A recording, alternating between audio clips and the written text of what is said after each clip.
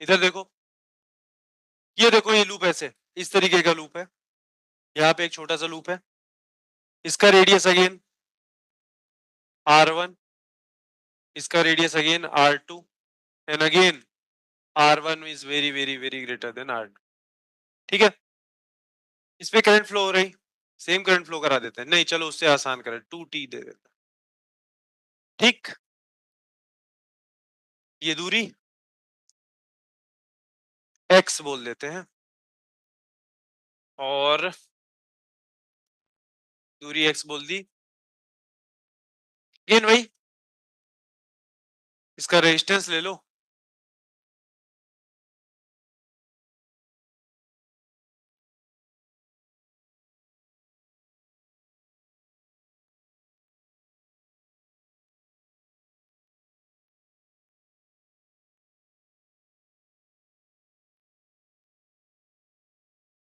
हाँ चलो, इसमें लूप 2 में find induced EMF and induced current in loop 2, ये लूप 2 है, किसी टाइम t पर, any time t।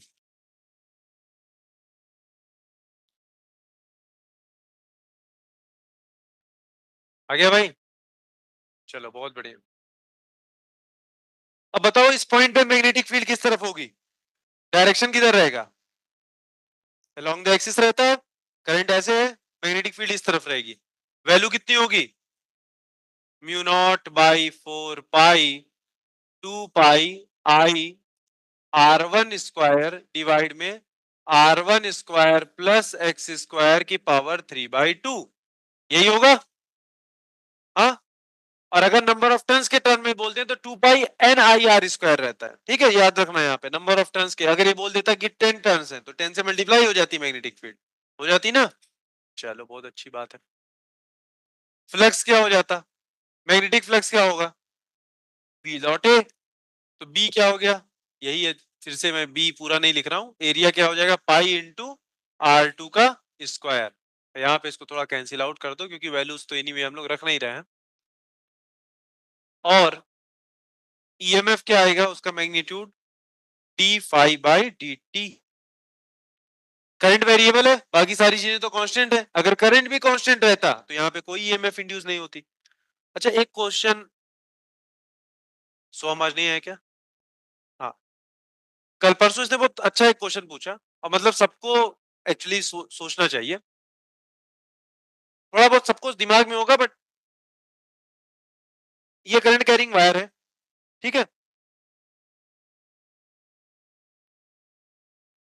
Current carrying wire है, इसकी वजह से जो मैग्नेटिक फील्ड प्रोड्यूस होती है वो यूनिफॉर्म है कि नॉन यूनिफॉर्म, हाँ, नॉन यूनिफॉर्म है कि यूनिफॉर्म, कितने लोग को लगता है यूनिफॉर्म, यूनिफॉर्म का मतलब तो समझ में आता है ना, क्या, हाँ, does not varying with time, constant है, कितने लोग को लगता है यूनिफॉर्म है, हाँ, हाँ, ठीक है, अब कुछ लोग जाग रहे हैं, ठीक, कितने लोग को ऐसे लग रहा है uniform, non uniform, non uniform वाले कितने, देखो इस चैप्टर से पहले पहले तक ये सवाल जो दो हर्ष ने किया और जो कार्तिक ने किया, ये जो क्वेश्चन लेकर के सोम आया था, बहुत अच्छा क्वेश्चन था एक्चुअली में। इस सब चैप्टर से पहले पहले तक जो भी करंट हम लोग मानते थे कांस्टेंट मानते थे, मानते थे, करंट कभी चेंज होती नहीं थी, करंट 2 एम्पियर जा रही तो 2 एम्पियर ही जाएगी, 5 एम्पियर जा रही तो 5 एम्पियर ही जाएगी। तो मैग्नेटिक फील्ड का फॉर्मूला मैं आर दूरी पे लिखता mu not by 4 pi 2 i by r, obviously this is varying with r, समझ में आ रही बात, आर अलग अलग जगह पे, जैसे आर यहाँ पे या आर ये जैसे अलग अलग आर की अलग अलग वैल्यू पे हमको मैग्नेटिक फील्ड अलग अलग मिलेगी, तो of course this magnetic field is non uniform in space, non uniform in space का क्या मतलब, डिस्टेंस के साथ नॉन यूनिफॉर्मिटी, मतलब आर चेंज करोगे तो बी की वैल्यू चेंज हो जाएगी, क्लियर है बात, ये बात समझ में आती है। बट अगर ये करंट कांस्टेंट है, सपोज 2 एम्पियर जा रही है, तो इस पॉइंट पे मान लो मैंने किसी समय पे 2 टेस्ला मैग्नेटिक फील्ड में मेजर कर ली, तो सुबह से शाम हो जाए, कल हो जाए, 10 साल बीत जाए, अगर ये करंट यहाँ पे 2 एम्पियर फ्लो हो रही, तो इस पॉइंट का मैग्नेटिक फील्ड नहीं चेंज होगा। समझ में आ रही बात? तो this magnetic field is non uniform in space but uniform in time. क्यों? क्योंकि ना तो करंट चेंज होगी, तो ना तो इस पर्टिकुलर पॉइंट की बात कर रहा हूं मैं, इस पर्टिकुलर पॉइंट पे तो मैग्नेटिक फील्ड कांस्टेंट है। समझ में आई बात? यहाँ पे दो टेस्ला फिक्स है, यहाँ पे 1.5 टेस्ला फिक्स है, यहाँ पे 1 टेस्ला फिक्स है। अगर ये करंट टाइम के साथ वेरी नहीं कर रही तो क्लियर है बात? तो मैग्नेटिक फील्ड नॉन यूनिफॉर्म है किसमें? स्पेस में। मतलब जब हम स्पेस में आगे इधर उधर कहीं भी जाते हैं तो मैग्नेटिक फील्ड की वैल्यू चेंज होती है, बट टाइम के साथ नहीं चेंज होती। मतलब एक जगह जो हमको मैग्नेटिक फील्ड मिल गई, वही मैग्नेटिक फील्ड की वैल्यू रहेगी टिल इटर्निटी, जब तक कि यहाँ पे आई करंट कोई चेंज नहीं हो जाती। ये बात क्लियर है? ये सारी बातें पिछले चैप्टर थी, चैप्टर तक की है। जैसे कि इलेक्ट्रिक फील्ड के लिए भी अगर ये चार्ज मान लो 2 कूलम का हमने ले लिया, तो हम कहते थे इलेक्ट्रिक फील्ड इसकी नॉन यूनिफॉर्म है। हम लोग इलेक्ट्रिक फील्ड लाइंस भी बनाते थे इस तरीके से, बनाते थे नहीं बनाते थे? तो बोलते थे भाई देखो यहाँ पे फील्ड लाइंस दूर दूर है, मतलब यहाँ पे जैसे दूर दूर जा रहे होंगे फील्ड वीक होती चली जा रही, तो जैसे इधर ऐसे ऐसे जाते जाएंगे हमको फील्ड की वैल्यू चेंज होती जाएगी। हम कहेंगे कि भाई फील्ड जो है नॉन यूनिफॉर्म है, but non uniform in space है, टाइम में नहीं। क्यों? क्योंकि यहाँ पे मान लो मैंने 5 न्यूटन पर कूलम मेजर कर लिए, अभी चार्ज अगर ये 2 कूलम फिक्स रहा तो जिंदगी भर ये यहाँ पे 5 न्यूटन पर कूलम भी रहने वाला, इस पॉइंट पे चेंज नहीं होएगा। ये बात समझ में आ रही सबको कि नहीं समझ में आ रही? चलो आ गई, बहुत अच्छी बात। अब सुनो, इस चैप्टर में क्या हुआ कि हम लोग जो करंट ले रहे हैं that is varying with time. Suppose मैंने ले लिया I is equal to 2t square, अपना फेवरेट 2t स्क्वायर ले लिया। इस बार जो करंट है ये टाइम के साथ चेंज हो रही, तो मैग्नेटिक फील्ड इस बार नॉन यूनिफॉर्मिटी इन स्पेस तो पहले से ही थी, इस बार नॉन यूनिफॉर्मिटी इन टाइम पे भी आ गया। मतलब कि किसी पर्टिकुलर टाइम पे मान लो t इज इक्वल टू 0 पे तो कोई करंट ही नहीं थी, तो इस पॉइंट पे मैग्नेटिक फील्ड ही 0 थी। t इज इक्वल टू 1 पे करंट आ गई 2 एम्पियर की, तो यहाँ पे मैग्नेटिक फील्ड मान लो 2 टेस्ला की आ गई। जब t is equal to 2 second पे यहाँ पे करंट आ जाएगी 2 to the 4 to the 8 ampere की, तो इसी पर्टिकुलर पॉइंट की मैग्नेटिक फील्ड चेंज हो गई। मतलब अब नॉन यूनिफॉर्मिटी स्पेस में भी है और टाइम में भी है। समझ में आई बात? इसीलिए अगर मैं कोई लूप यहाँ से रख देता हूं तो भले ही मैं इसको इधर उधर लेकर के कहीं भी नहीं जा रहा, वो वहीं का वहीं पड़ा हुआ है, बट चूंकि मैग्नेटिक फील्ड चेंज होती चली जा रही है समय के साथ, समय के साथ चेंज हो रही है, तो यहाँ पे फ्लक्स भी चेंज होती चली गई। बात तो non uniformity in space, non uniformity in time, ये दोनों चीज का ध्यान देना पड़ेगा। अगर इसी क्वेश्चन को मैं ऐसा करूं कि करंट तो मैं फिक्स ही रखूं, बट लूप लेकर के दूर चला जा रहा हूं, इस बार मैग्नेटिक फील्ड तो देखो करंट कांस्टेंट है, इसकी वजह से जो मैग्नेटिक फील्ड है that is uniform in time. Non uniformity है जो स्पेस की वजह से, बट चूंकि मैं इस लूप को इधर लेकर के चला जा रहा हूं, तो जैसे जैसे इधर जा रहा हूं, चूंकि स्पेस में नॉन यूनिफॉर्मिटी थी मैग्नेटिक फील्ड की, तो उसकी वजह से मैग्नेटिक फील्ड वीक होती चली गई, फ्लक्स चेंज होता चला गया। समझ में आई बात? तो एक्चुअल में यूनिफॉर्मिटी नॉन यूनिफॉर्मिटी स्पेस और टाइम दोनों के टर्म में बात करी जाती है। तो इलेक्ट्रिक फील्ड मैग्नेटिक फील्ड कैसी भी अगर इस तरीके से नहीं दे रही कि पॉइंट चार्ज की वजह से या करंट कैरिंग वायर की वजह से, वो तो नॉन यूनिफॉर्म पहले से होती थी, बट वो स्पेस की बातें थी। अभी हम लोग टाइम वेरिंग करंट की बात कर रहे हैं। कैसा करंट? जो करंट टाइम के साथ भी वेरी कर रहा हो, तो इसकी वजह से जो मैग्नेटिक फील्ड प्रोड्यूस होगी वो टाइम पे भी चेंज, मतलब वो स्पेस के साथ तो चेंज होगी ही होगी, टाइम के साथ भी चेंज होगी। मतलब तुम एक ही जगह पे खड़े हो, एक ही जगह पे खड़े हो, तो तुम ये नहीं कह सकते कि भाई यहाँ पे जो मैग्नेटिक फील्ड है वो वही रहेगी। नहीं, जैसे जैसे समय बीतेगा करंट चेंज होगी, मैग्नेटिक फील्ड भी उस पार्टिकुलर पॉइंट पे भी चेंज होती रहेगी। समझ में आई बात? ठीक है, अच्छा क्वेश्चन था, वेरी गुड। और जो दो लोगों ने पूछा, दो तीन लोगों ने, कि स्पेस या टाइम किसकी बात कर रहे हैं, they are also doing good. बाकी लोग को भी कोई दिक्कत नहीं है, अभी समझ आ गया होगा। ठीक है, तो क्वेश्चन में बहुत बारीक चीजें होती हैं, उसको समझना होता है। चलो इधर वापस आ जाते हैं, कोई कठिन बात नहीं है। तो यहाँ पे बताओ, अब सुनो बात को, यही बात मैं कर रहा था। मान लो यहाँ पे करंट 2 एम्पियर की फ्लो हो रही थी, तो मैं अगर ये पॉइंट फिक्स कर देता, ये पॉइंट फिक्स कर देता, तो जिंदगी भर में यहाँ पे जो मैग्नेटिक फील्ड की वैल्यू मिलनी थी वो तो चेंज होती नहीं। लेकिन चूंकि यहाँ पे करंट जो है वो टाइम के साथ बढ़ रही है, तो इस पॉइंट पे मैग्नेटिक फील्ड बढ़ती चली जाएगी। पॉइंट वही है, पॉइंट नहीं चेंज हुआ, पर चूंकि मैग्नेटिक करंट बढ़ी तो मैग्नेटिक फील्ड बढ़ी। तो यहाँ पे नॉन यूनिफॉर्मिटी किसकी आ गई? टाइम की भी आ गई, कि टाइम के साथ मैग्नेटिक फील्ड चेंज होती चली जा रही है। और तुम लोग के सिर के ऊपर से बात निकली जा रही है। हाँ, नहीं जा रही है सिर के ऊपर से। चलो ठीक है, बहुत अच्छी बात, बहुत समझदार बच्चे हैं। चलो तो यहाँ पे फ्लक्स में तो कोई दिक्कत है नहीं। ईएमएफ निकालना होगा, d phi by D t कर लोगे। क्या करोगे भाई, जल्दी से देखो, सारी कांस्टेंट चीजें बाहर निकाल लो।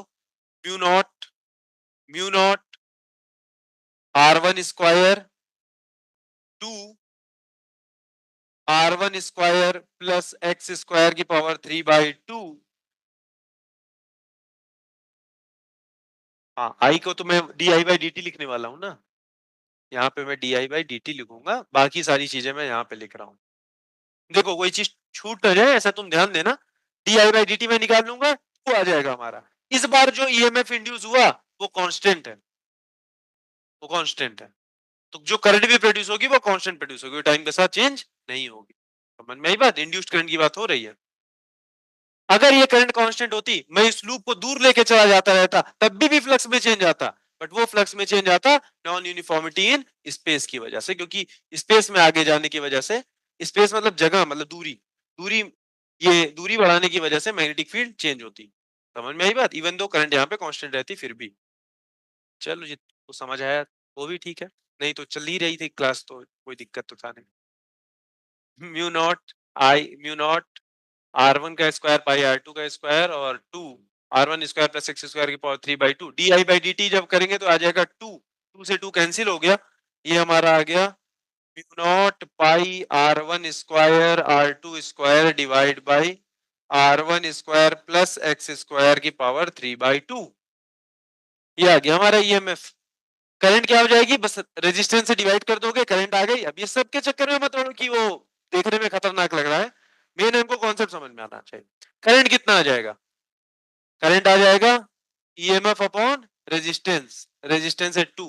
अब उसको अपना कैलकुलेट करते रहना घर पे, वो कैलकुलेटेड ही है, या मैंने वैल्यूज तो दी नहीं है।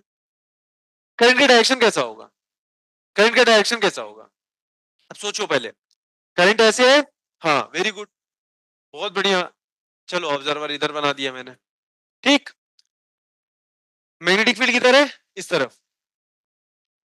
तो ये मैग्नेटिक फील्ड जो है, फ्लक्स जो है बढ़ता जा रहा है ना, बढ़ता जा रहा है, तो करंट ऐसी प्रोड्यूस होगी कि इस डायरेक्शन में मैग्नेटिक फील्ड प्रोड्यूस करे। किस डायरेक्शन में करंट फ्लो होगी, इस तरफ फ्लो होगी। इस तरफ मतलब अभी ये कैसा लूप मैंने थोड़ा अच्छे से बनाना चाहिए, लूप में थोड़ा सा अच्छा बना रहा हूँ। करंट ऐसे फ्लो हो रही ना, ये इस तरफ को जा रही, ऐसे जा रही, ऐसे, ठीक, इसके अपोजिट डायरेक्शन में ना। इधर से कोई देखेगा तो उसको करंट कैसे दिखाई दे रही है, मतलब उसका मैग्नेटिक फील्ड इधर आ रहा है, मतलब नॉर्थ पोल दिखाई देगा उसको, नॉर्थ पोल दिखाई देगा, मतलब एंटी क्लॉकवाइज।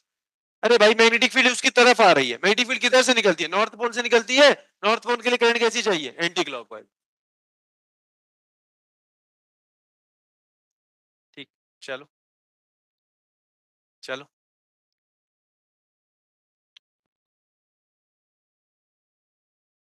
अगला क्वेश्चन और अच्छा है। इसमें दोनों में तो कोई कठिनाई नहीं थी भाई, हमको मैग्नेटिक फील्ड वगैरह सब पता थी, कोई दिक्कत नहीं थी।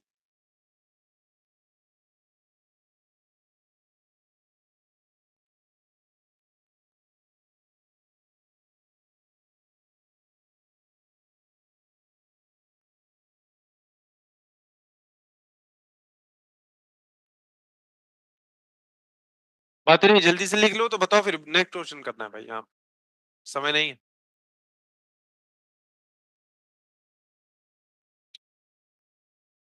डन। किसकी मैग्नेटिक, को इसका इसका मैग्नेटिक फील्ड, उसका मैग्नेटिक, कभी इतना सोचा ही नहीं। अरे अगर एक लूप ऐसा करंट कैरिंग लूप पड़ा हुआ है कि भाई ऐसा करंट कैरिंग लूप ये प्लेन में रखा है, अगर करंट ऐसे फ्लो हो रही तो मैग्नेटिक फील्ड इधर आएगी। यहाँ पे करंट कैसे है, ऐसे, इसकी वजह से मैग्नेटिक फील्ड इस तरफ, इस तरफ की मैग्नेटिक फ्लक्स बढ़ती जा रही है, तो ये इस तरफ करंट फ्लो करेगी कि इसकी मैग्नेटिक फील्ड इसका अपोज करे। तो भाई नॉर्थ पोल इधर के ऑब्जर्वर को दिखाई देगा कि मैग्नेटिक फील्ड इधर है, नहीं मतलब नॉर्थ पोल मतलब एंटी क्लॉकवाइज करंट फ्लो हो रही है, तो एंटी क्लॉकवाइज बाहर से इधर, अंदर की ओर ऐसे घूम रही हो।